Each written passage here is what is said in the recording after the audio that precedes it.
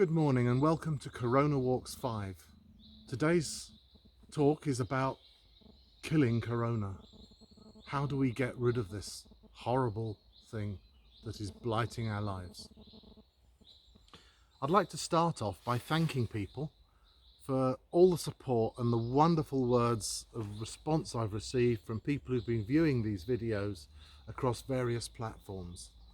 LinkedIn, Facebook, Instagram, and now I'm starting to put them on YouTube as well.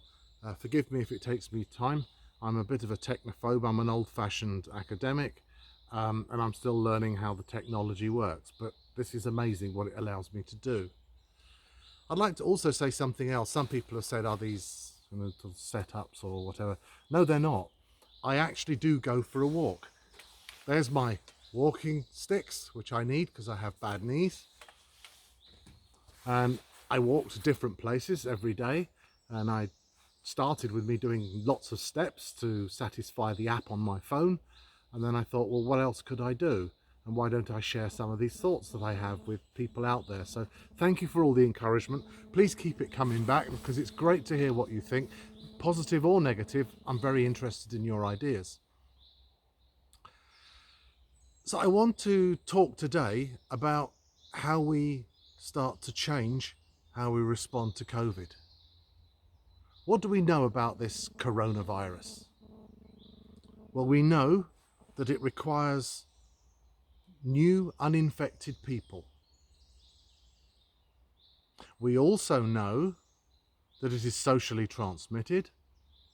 If I come near you, I breathe near you, little droplets can come out and I can infect you if I had it. Hopefully I don't. We also know the only way COVID can travel is by us.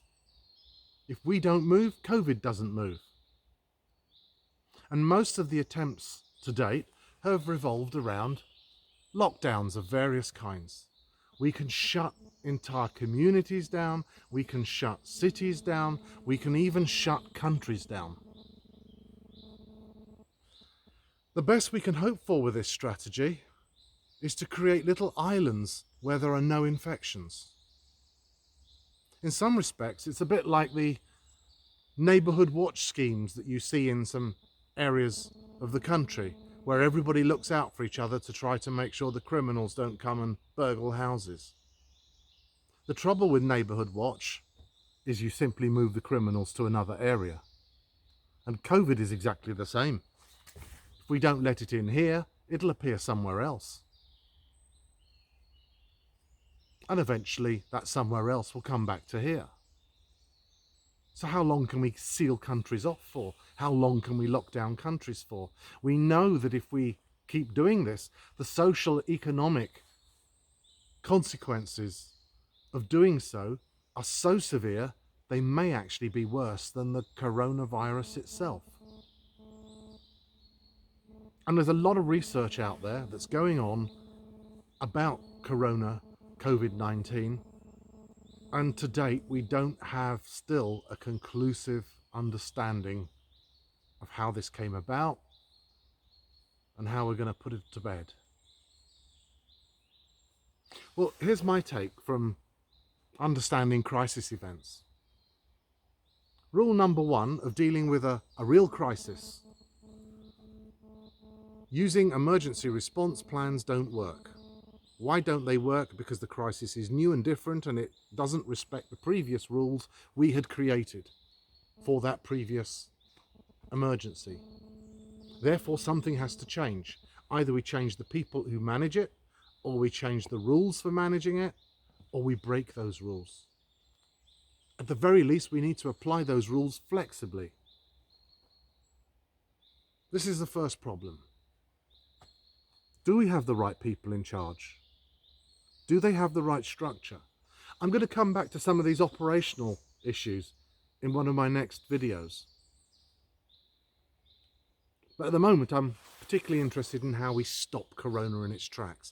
It's time we stopped being risk averse, standing on the back foot, being defensive, and got out there and actually attacked this thing. Okay, so it can only travel via us. So one option is to curtail our travel. Another option would be to only allow people to travel who are clear or have had it and are no longer infectious. This way, we stop corona moving. How do we do this? Well, we need a system of testing. And it needs to be the right test at the right time, at the right place, to make sure that we stop this virus moving.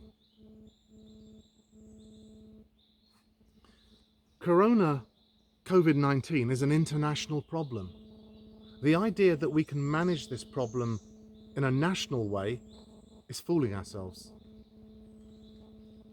What I do here in Germany will ultimately affect what you do in the UK, and that will ultimately affect what happens to people in the US and in other countries around the world. We cannot manage this in isolation, we need to manage it together. I said in my first video, are governments talking to each other? Are they having a serious dialogue? I'm struggling to believe that. I'm sure some of them are, but some aren't. How do we change that? That's a political question, something academics don't normally answer. And at this stage, I don't think I should answer it either.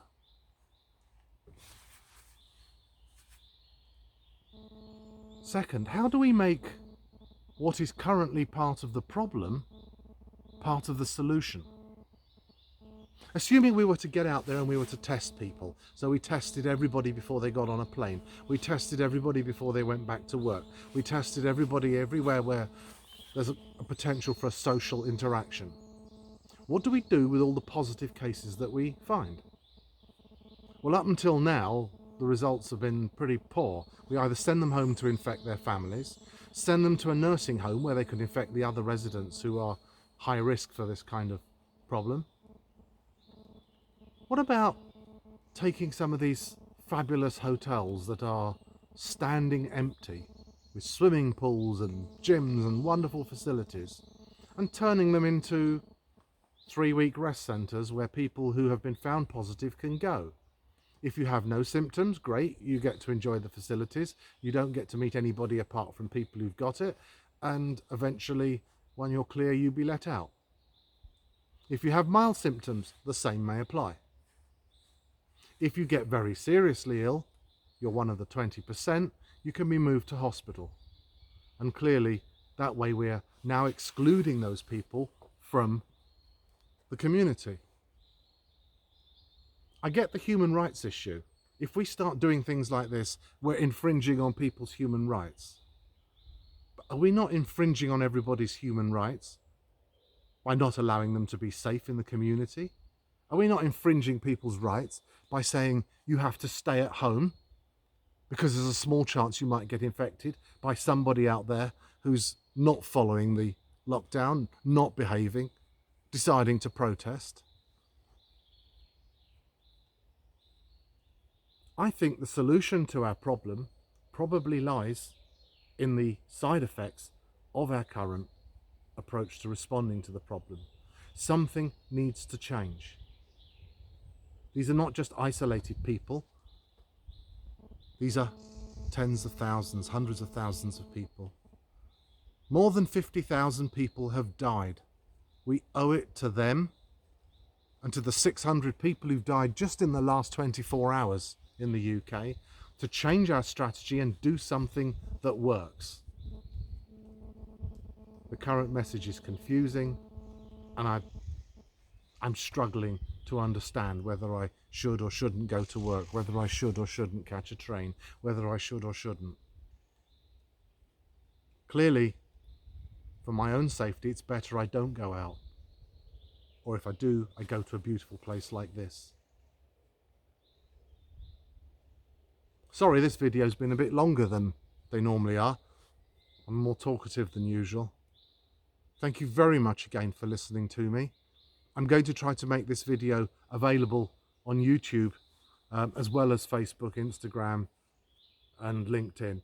And thank you again to the thousands of you, literally thousands of you, who have been watching these videos and responding.